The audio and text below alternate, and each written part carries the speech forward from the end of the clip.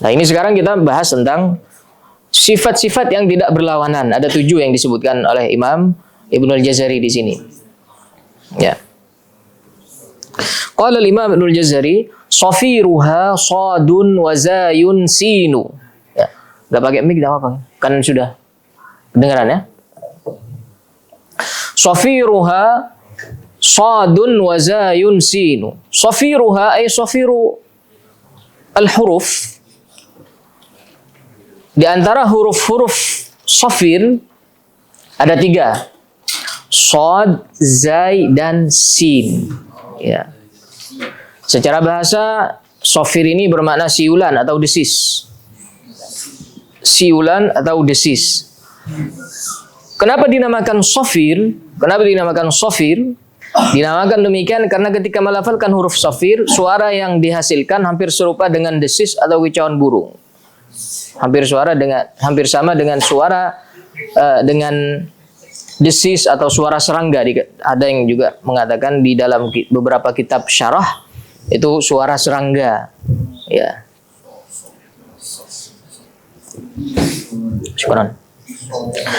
Misalnya di shad, pada huruf shad kita ucapkan huruf shad. So. Jadi huruf suara ini yang disebut dengan safir. So, si, su. Nah, ini disebut dengan safir. Ada beberapa yang sifat safirnya kurang sempurna. Misalnya ihdinas sirat. Nah, ini kurang keluar nih. Ya. Jadi harus ada celah di antara 2 gigi sehingga bisa mengeluarkan suara safir. Coba jadi coba, tapi jangan sampai keluar siulan. Nah, jadi tapi kalau latihan bisa dengan siulan. Coba. Nah, kemudian yang kedua hurufnya adalah zai. Sifat safir yang kedua hurufnya adalah zai. Coba za, zi, zu, ta'uzzuhum azza. Ya, suara inilah yang disebut dengan safir. Coba ikuti. Kira-kira suara apa itu? Suara apa?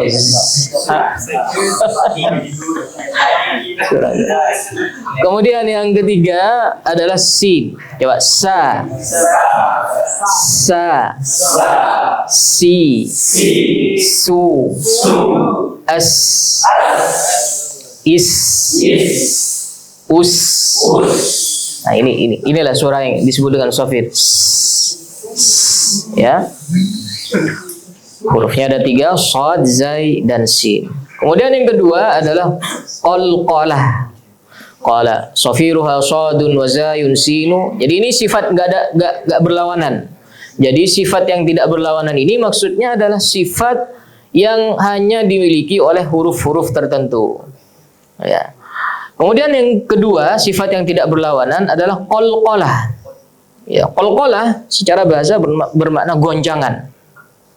Goncangan, qalqal. Ya, muqalqil. Makanya kalau di dalam bahasa Arab mughalghal, ada di restoran Arab laham mughalghal. Laham muqalqal. Ya. Ana pesan laham mughalghal. Ya. Atau dajaj mughalghal. Ya. Ayam atau daging yang dipanasi sampai apa? Ayo, nah ini sampai ngalkal. Jadi ngalkal itu dari bahasa Arab ternyata, bahasa Madura. Muqalqal, ya. Sampai tahu kalau panci itu sudah ngalkal kan, itu Syekh Aiman Rusdi Suaid mencontohkan dengan itu. Jadi kita masak air, merebus air di panci, kemudian sudah mengalkal, ya. kemudian tutup panji itu ini, nah itu disebut dengan qalqalah. Ya, secara istilah itu secara bahasa. Secara istilah berarti suara kecil. Dikatakan di dalam Syarhul Wajiz karya Dr. Ghanim Qudduri Alhamd, suwaitun. Nah, jadi bukan sautun tapi suwaitun. Ya, suara tapi kecil. Tasghir daripada saut. Suwaitun au berarti suara kecil atau pantulan yang dihasilkan karena adanya tekanan pada huruf-huruf qalqalah saat sukun. Ya, saat sukun. Makanya kemudian ada yang mengatakan qalqalah ini sifat lazim pada saat sukun. Ada yang mengatakan di semua keadaan, pada saat berharokat ataupun pada saat sukun. Cuman pada saat berharokat tidak mantul sebagaimana pantulan ketika sukun. Ko, to, ba, ja, da. Ya. Jadi karena ini 5 huruf ini adalah syiddah, ya. Ketika diucapkan ketika khususnya ketika sukun itu kan nggak ada suaranya. Ab, ad. Maka kemudian memantulkan suara. Aqo. Ya, coba ikutin. Aqo. Aqo. Ab. Aj. Ad. Nah, seperti itu. Ada beberapa masalah terkait qalqalah. Masalah yang pertama tentang apakah qalqalah mengikuti harokat? Apakah qalqalah mengikuti harokat atau tidak? Pendapat yang pertama mengatakan qalqalah tidak terkait dengan harokat apapun. Jadi ketika melafalkan qalqalah aqo, ini bukan fathah yang keluar. Kalau fathah aqo, ya ini fathah. Tapi aqo, coba aqo, coba to lagi aqo. Kalau fathah aqo, ya ini fathah. Ab, ini langsung ab, ya.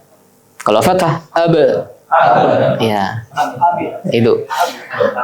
Yang kedua mengatakan qalqalah ini condong, suaranya qalqalah condong kepada mengikuti harokat sebelumnya.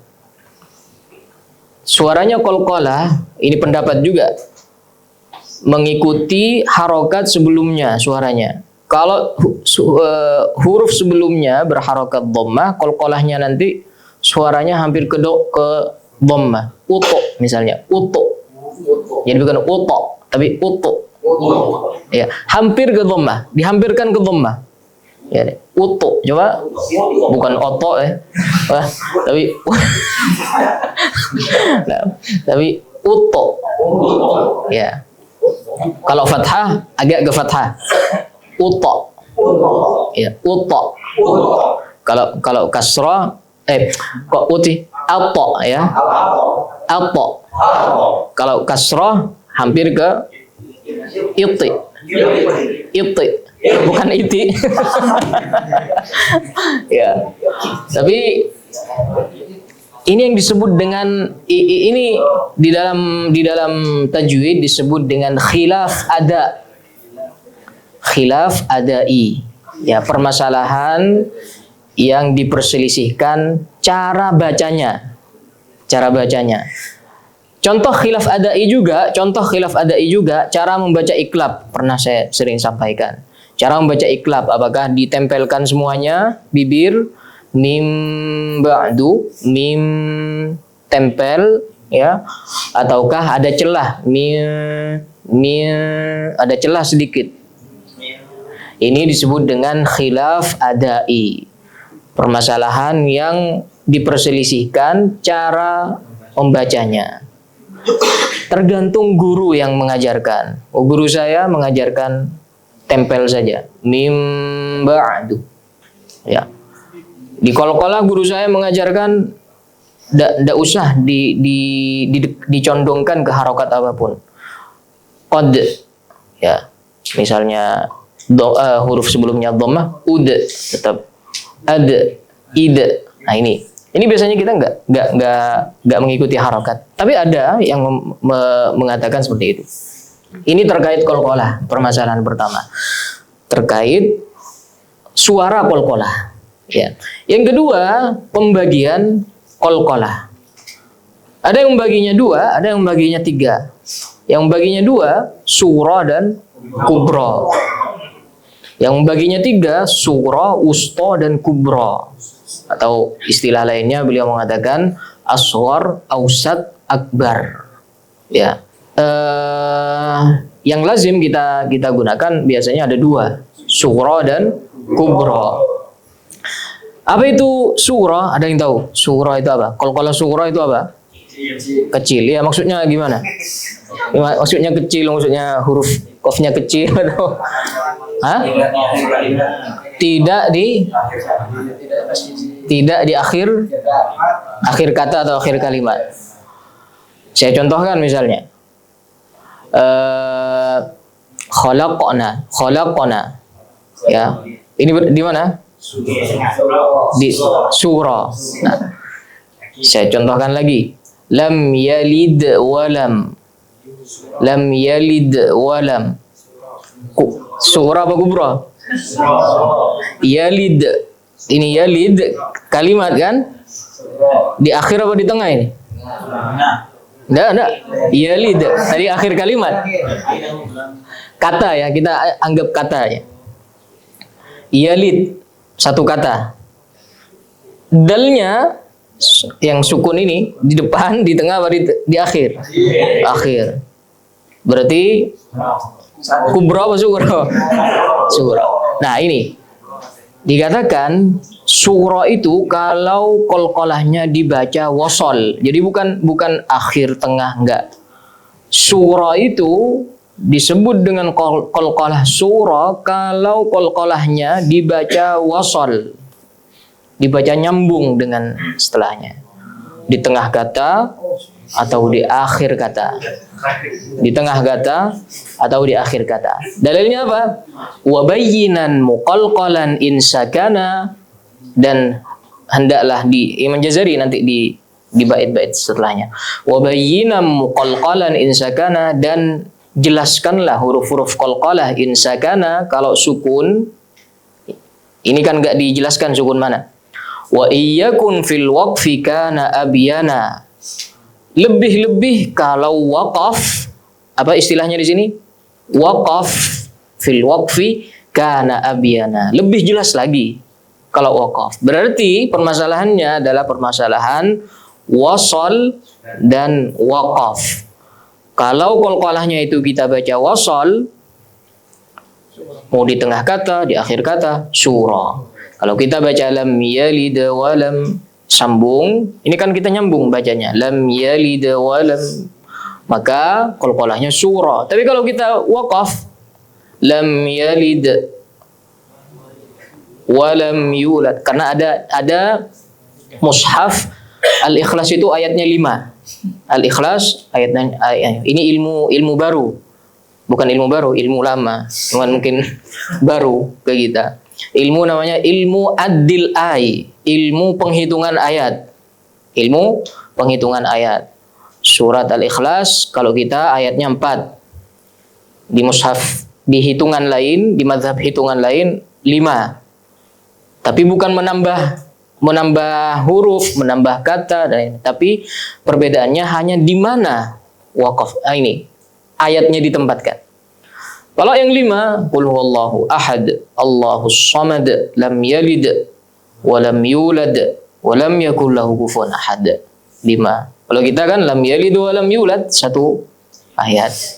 Kayak Al-Fatihah. Semuanya sepakat ayatnya 7, tapi tempat-tempatnya berbeda-beda antar mazhab ad-dil ay, hitungan ayat. Nah, kembali ke qalqalah, jadi lam yalid wa lam, ini qalqalah surah. Tapi kalau kita waqaf, lam yalid lid, ya, lebih dijelaskan lagi waqafnya. Makanya disebut dengan kubra. Disebut dengan apa? Kubra. Jadi yang bagi qalqalah jadi dua, sughra dan kubra. Sughra itu kalau qalqalahnya dibaca wasal, kubra itu kalau qalqalahnya dibaca pada saat waqaf. Nah, ini yang pertama. Ada yang baginya tiga. Ini teori saja sebenarnya, tapi secara pengucapan semuanya sama. Ada yang baginya tiga, sughra, wusta, kubra. Sughra itu sama kayak tadi, kalau dibaca wasal. Wusta kalau dibaca waqaf tapi tidak bertasydid. Ya, bi rabbil falaq, bi rabbil falaq. Ya, falaq. Ikuti al falaq, al falaq, al falaq, al falaq. Nah, kalau akbar atau kubra itu pada saat waqaf tapi bertasydid.